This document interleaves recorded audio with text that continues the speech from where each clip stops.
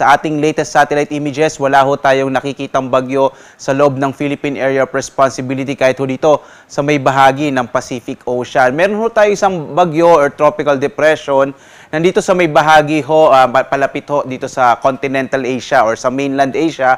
Particular na dito malapit ho sa bansang Vietnam at dito sa may Hainan Island sa bahagi ho ng China. At hindi naman ito makaka-apekto sa ating bansa dahil nga papunta na ho ito sa may continental Asia. Samantala ho, ang nakaka-apekto sa ating bansa ay yung northeasterly wind flow o yung hangin dito ho na nagmumula sa Hilagang Silangan. Ito ho yung pagpapakita na ho natin na malapit na nga ho tayong pumunta sa panahon ng amihan. Kung matatandaan ho ninyo, last year, taong 2022, nagsimula ho yung amihan season bandang October 20. So, posible ho sa mga susunod na araw or linggo ay idedeklara na nga natin dito sa Pag-asa yung pagsisimula ng amihan. Ito pong northeasterly wind flow na siyang nakaka-apekto ngayon, particular na sa Northern Luzon. Magdadala ho ito ng maulap na kalangitan na may mahihinang pag-ulan at isa ho sa katangian nitong northeasterly wind flow ay wala ho itong kasamang mga thunderstorm or iilan ho, hindi masyado ho yung mga thunderstorm dahil nga hindi convective yung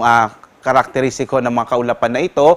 Samantala, posible ho yung mga light rains na or mahihinang pag-ulan dito sa may bahagi ng Batanes, Isabela, kasama din ho yung Cagayan at saka yung bahagi ho ng Aurora. Sa nalabing bahagi nating bansa, sa Kamaynilaan at sa iba pang bahagi ho ng Visayas, Mindanao at Luzon, inaasahan naman natin generally fair weather pero posible pa rin ho, huwag kayong magugulat kung may mga pag-ulan na mararanasan, dulot naman yan ng mga localized thunderstorms. Pero hindi naman ho ito nagtatagal, normally matagal na ho yung 1 o 2 oras.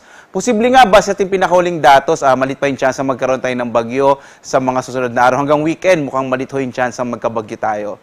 At narito ang lagay ng ating panahon, particular na dito sa Luzon, makikita ho natin itong bahagi nga ng Batanes, Isabela, Cagayan at Aurora. Posible ho yung may mga mahihinang pag-ulan. Habang sa lalabing bahagi ho ng Luzon ay generally fair weather pero posible pa rin yung mga isolated rain showers and thunderstorms. Madalas na nangyayari yan sa hapon hanggang sa gabi. Yung agwat ng temperatura sa Lawag ay mula 25 to 32, sa Baguio ay 16 to 24, dito sa Kamaynilaan 25 to 32, hanggang 31 degrees Celsius naman sa Tuguegarao, habang 30 hanggang 30 degrees sa Tagaytay.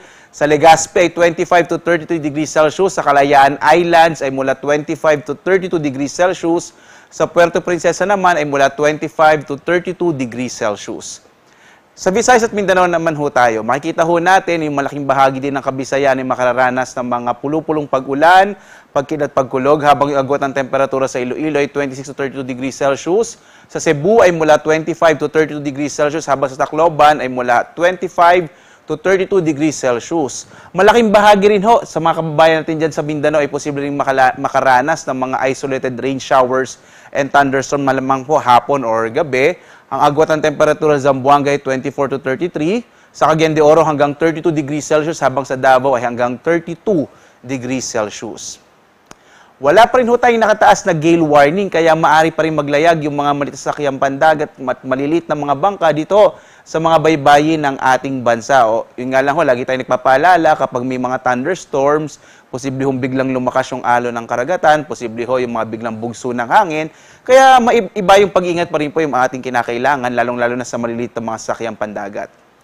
Ito naman ho, inaasahan natin magiging lagay ng panahon sa mga sunod na araw, partikular na sa iba't ibang mga lungsod ng ating bansa. Makikita ho ninyo, generally fair weather pa rin yung mararanasan dito sa Kamaynilaan, sa Baguio, sa Legazpi, sa Cebu at Davao. Pero asahan nyo pa rin yung mga isolated rain showers and thunderstorms. Kadalasan ho sa hapon hanggang sa gabi. Sa Baguio City, posible ho makaranas din ng mga pulupulong mahihinang mga pag-ulan. Maaaring makaapekto din dyan yung northeasterly surface wind flow. Yung agwat ng temperatura sa Metro Manila ay mula 25 to 32, sa Baguio ay 17 to 24, sa Legazpi sa bahagi ng Bicol ay 24 to 33, sa Metro Cebu ay 25 to 32, habang sa Metro Davao ay 24 to 33 degrees Celsius.